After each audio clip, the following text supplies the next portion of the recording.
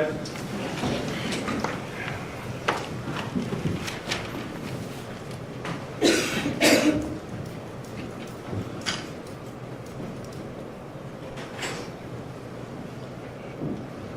Please be seated.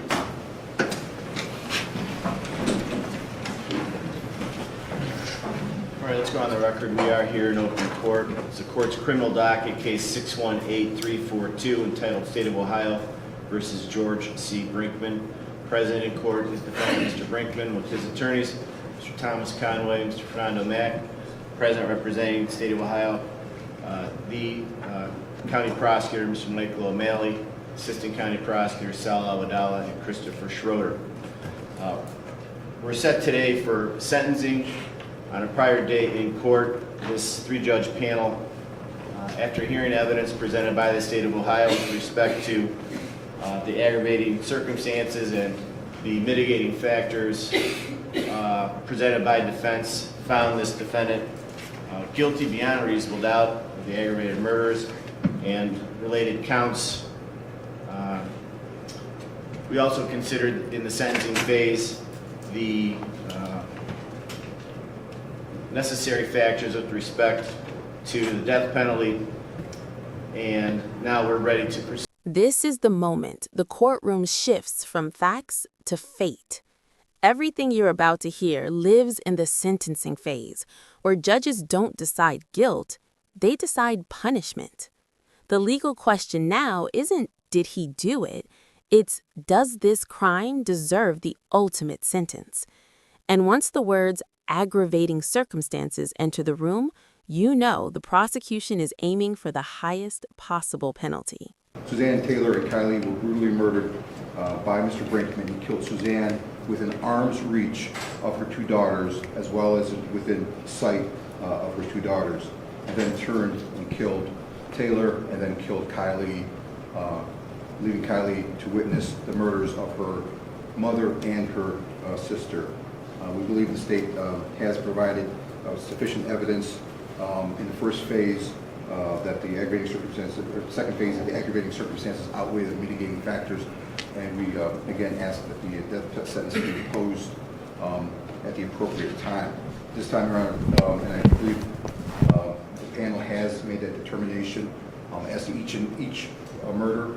So we should be asking for the death sentence for Suzanne's murder, for Kylie's murder, as well as for Taylor's murder. At this time, Your Honor, if the court will allow and I know the court has made a determination already that the aggravating circumstances do outweigh the mitigating factors, having deliberated on a prior date. But at this time, we ask that the panel hear from the father of the two daughters, Taylor and Kylie. That would be Brian Piper. Yes.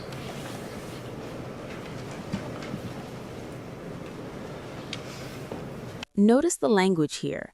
Aggravating circumstances outweigh mitigating factors.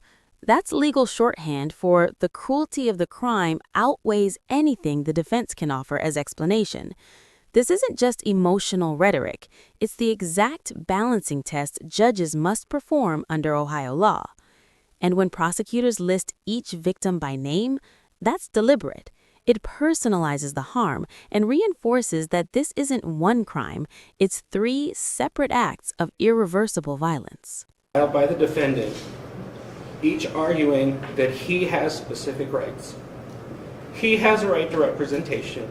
He has a right to postpone the trial so his attorneys can be adequately prepared. He has a right to hire an expert witness to argue some form of mitigation. He has a right to not have anyone talk to him while he's in prison in case he says anything he shouldn't say. We even had to hear how he needed a haircut. But today I'm asking you, honorable judges, to be the voices for the rights taken by Mr. George Brinkman Jr. The right of Taylor to finish her last year at Kent State University. The right of Taylor to graduate, to get a job in the fashion industry that she was so passionate about. to get her first apartment, her first car, her first house, Taylor's right to get married, to have children, to celebrate the holidays, her right to play another game of softball, and sing in the car and go to concerts. Kylie's right to become a forensic scientist that she always wanted to be, to finish her education at BGSU, and to get her master's that she had planned on. Her right to go see theater again and see Phantom of the Opera, that was her favorite. To go shopping in Soho again, to get the New York City apartment that she always wanted. The right to make her artwork and send it to me in stages, asking for my feedback.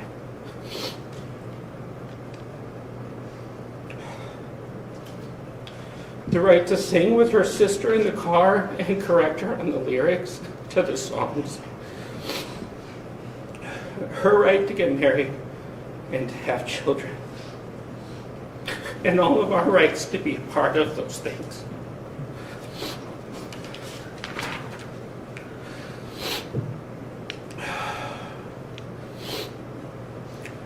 The rhetoric used by the defense in the entire second half of these proceedings was meant to diminish the impact of the crimes, referring to them as a situation, an event, an incident. That is not accepting responsibility for what you have done. The reality is that George Brinkman Jr. took from all three of them the very right to breathe when he carried out his plan last June. When he brutally murdered Taylor, Kylie, and Suzanne, when he bound them, murdering them one by one, he didn't show any mercy. Yet, he has the audacity to ask this court, you, for mercy on him. They didn't deserve this. That's why today I'm asking you to be the three voices for the three lost. I'm asking you to remember all the testimony that you've heard and all the rights Mr. Brinkman ripped from them, from all of us. In his unsworn statement to the court, he acknowledged that he deserved to be sentenced to death. The simple question before this panel, at least in my simple mind, is this: would the world be a better place without George Brinkman Jr. in it? I believe, as does the whole family, that the resounding answer to that is yes. Thank you. Thank you, Your Honor.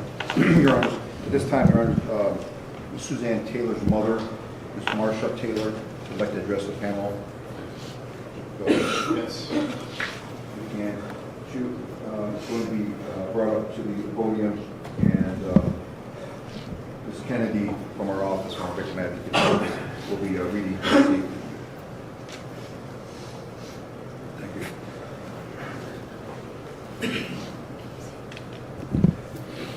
Ms. Kennedy, can you state your name for the record, please? Yes.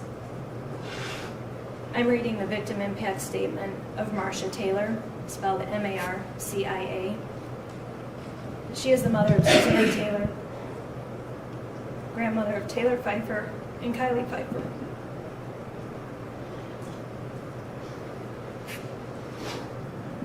Suzanne was a 45-year-old hardworking single mother. Taylor, 21, was a junior at Kent State, and Kylie was only 18 years old and a freshman at Bowling Green State University. All three women were involved in softball and coaching, and they had many, many friends and people who loved them. The defendant took my family away from me and tore my heart out. The manner in which they were killed was extremely violent. It hurts to know that two of the women possibly witnessed the other's murder. Why did the defendant cut Suzanne's hair? What made him go from a friend to a This is one of the most raw moments in any courtroom, the collision of grief and procedure. The family is speaking in human terms. The law responds in legal ones. Here's the uncomfortable question. How does a justice system quantify stolen futures, degrees never earned, weddings that will never happen, lives reduced to counts on a charging sheet? Can a sentence ever truly balance that scale? In closing, I believe the defendant should get the death penalty. It's only fair that his life be taken, as he cut short the lives of Suzanne, Taylor, and Kylie. Thank you. Thank you.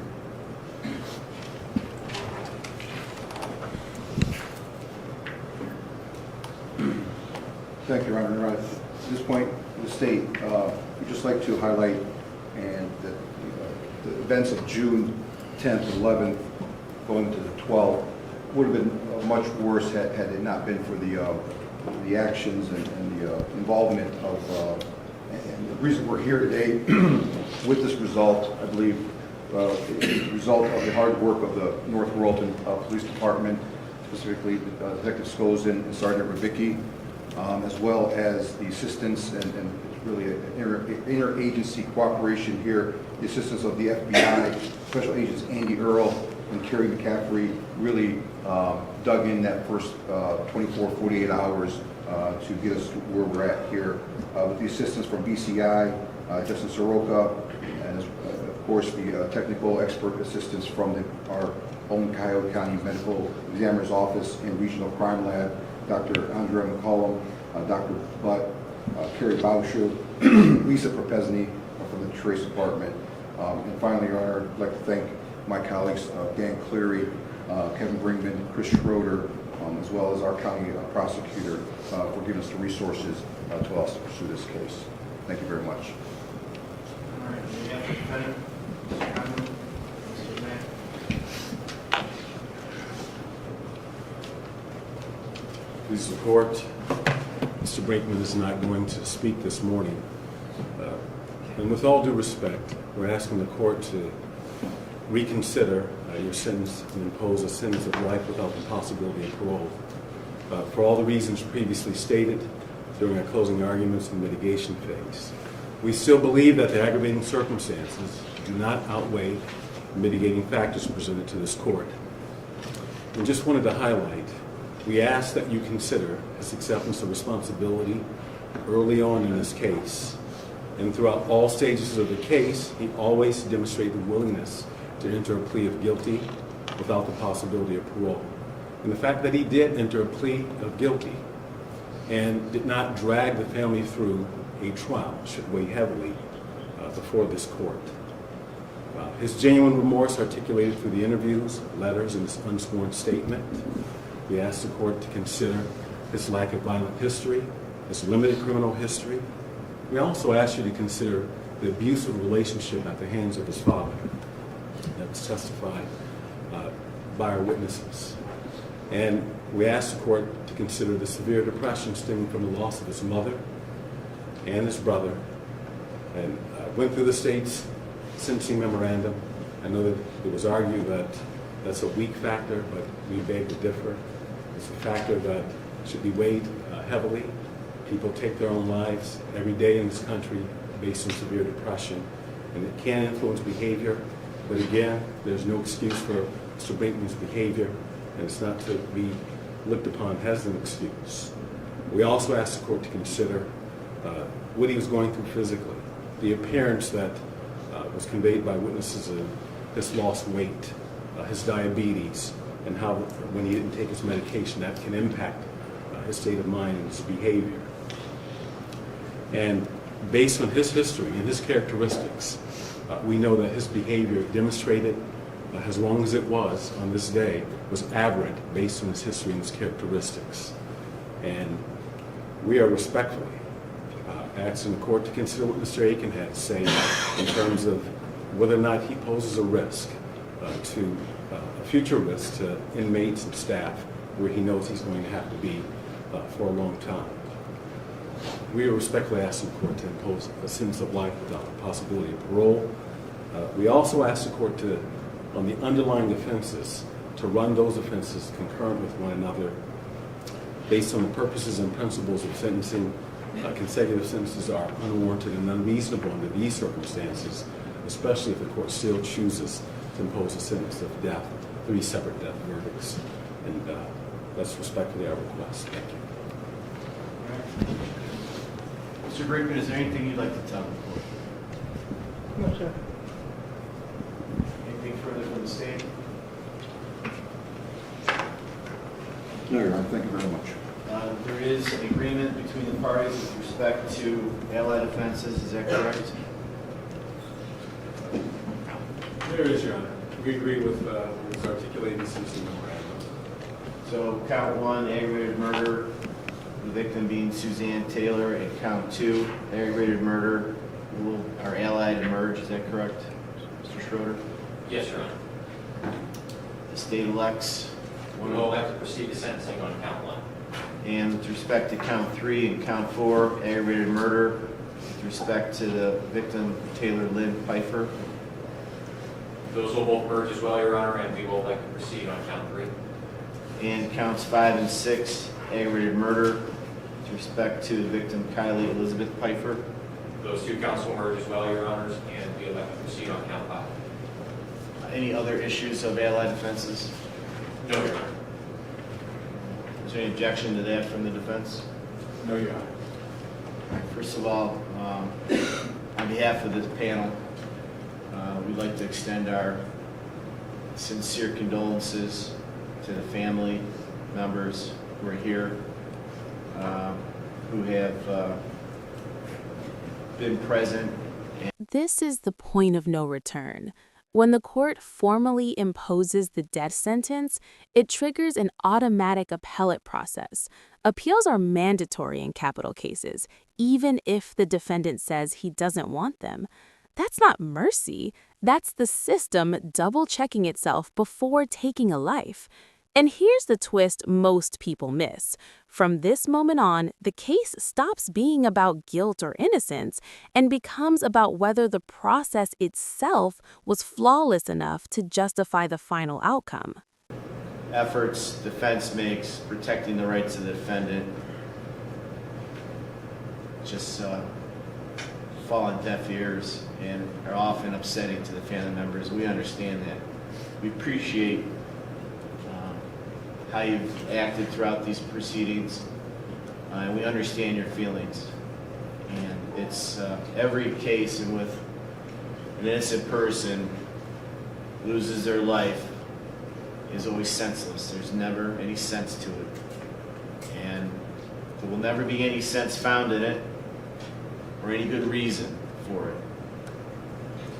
And all the law can do is what the legislature has allowed us to do.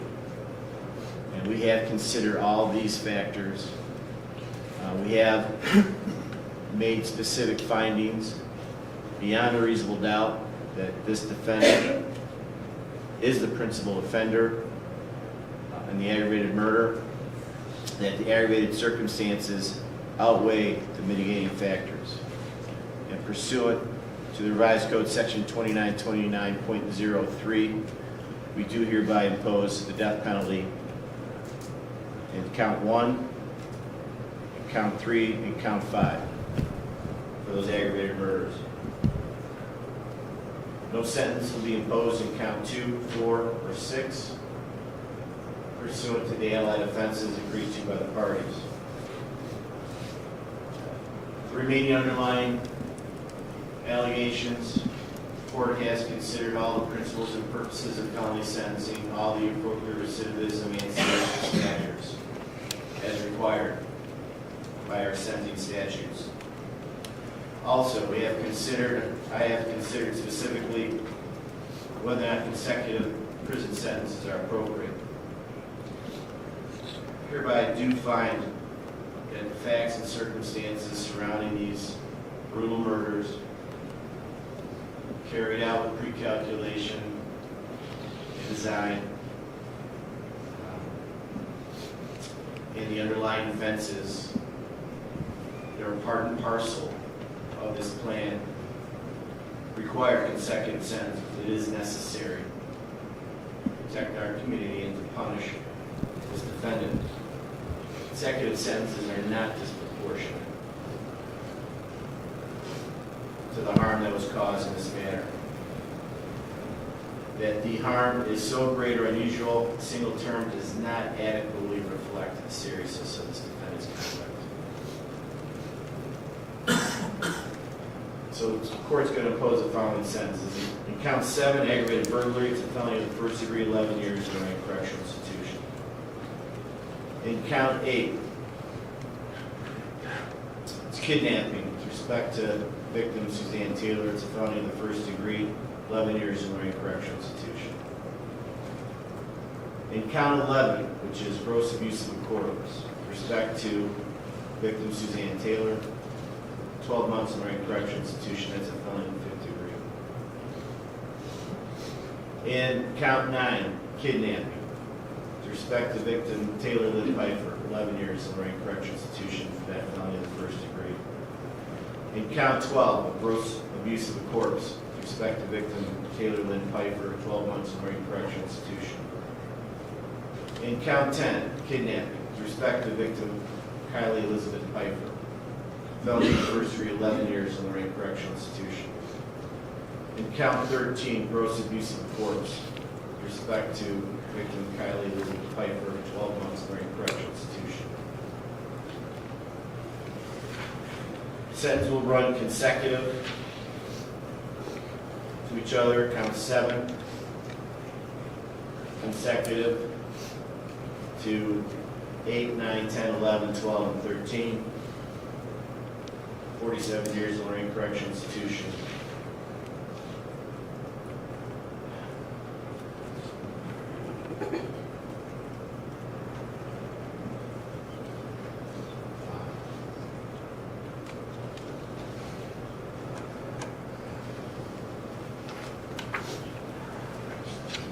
Pursuant to our statutory duties as well, with respect to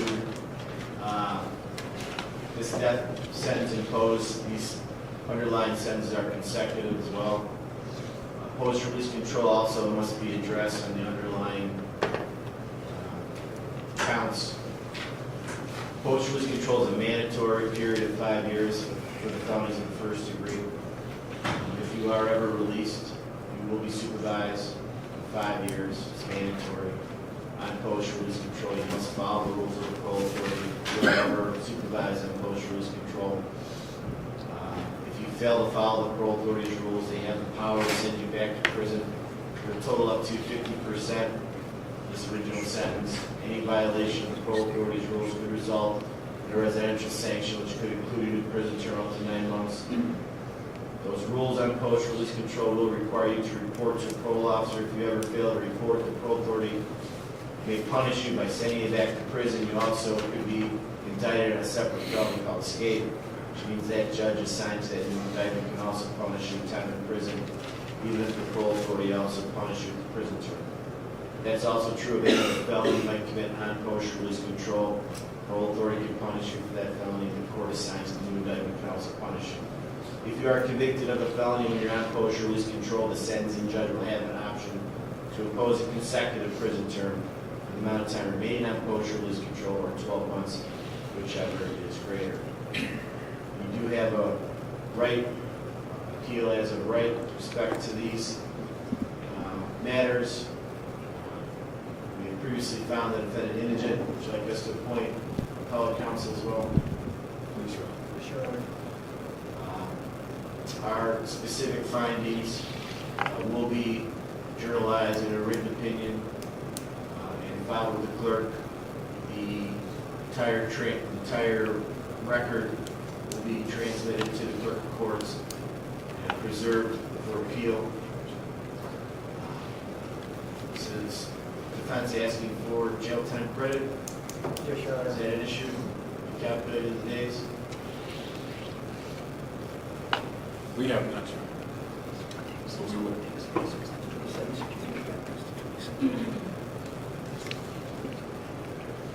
Could I have one moment, Your Honor? I'll do that now.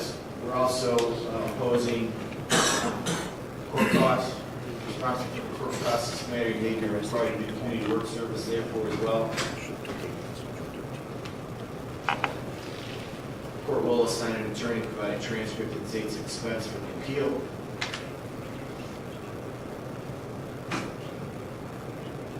May we approach her? Yeah.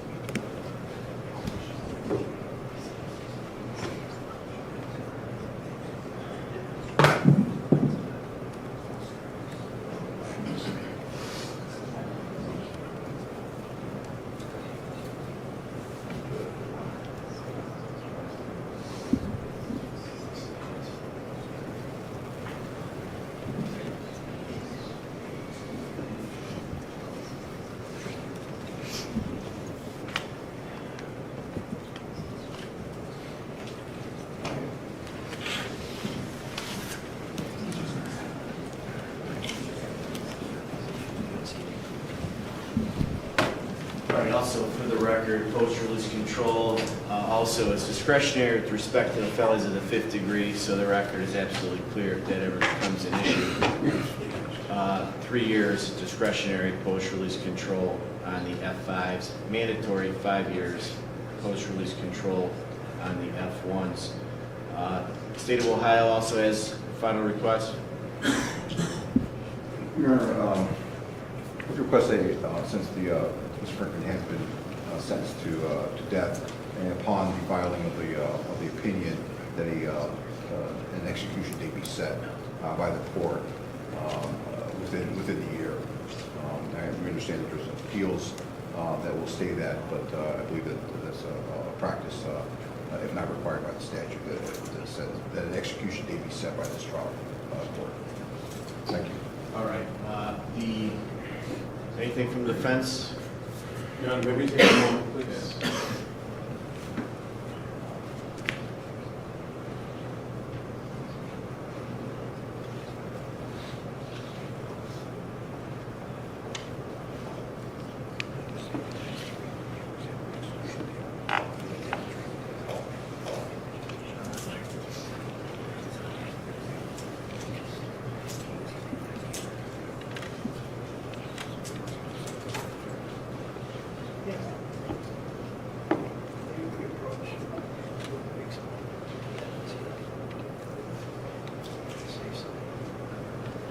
Your Honor, may we approach? Yes.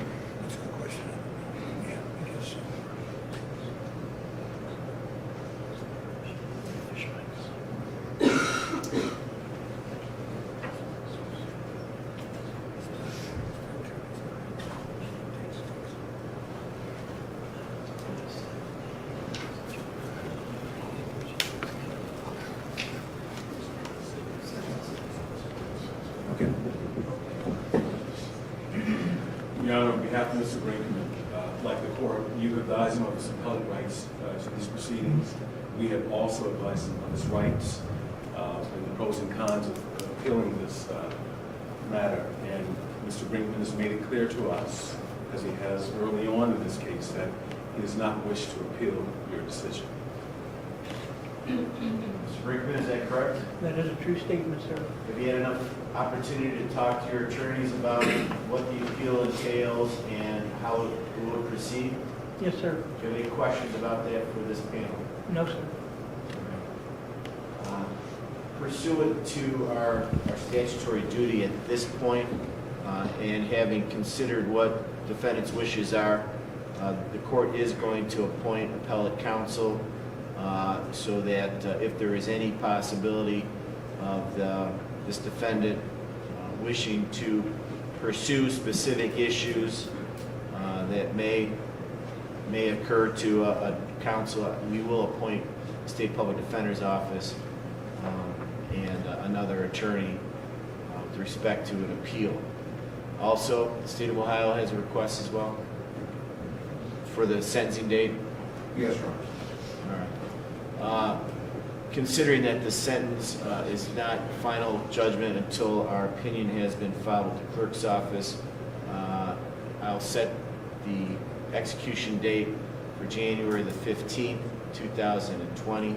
Should be 1 year from when approximately the sentencing memorandum and opinion would have been filed.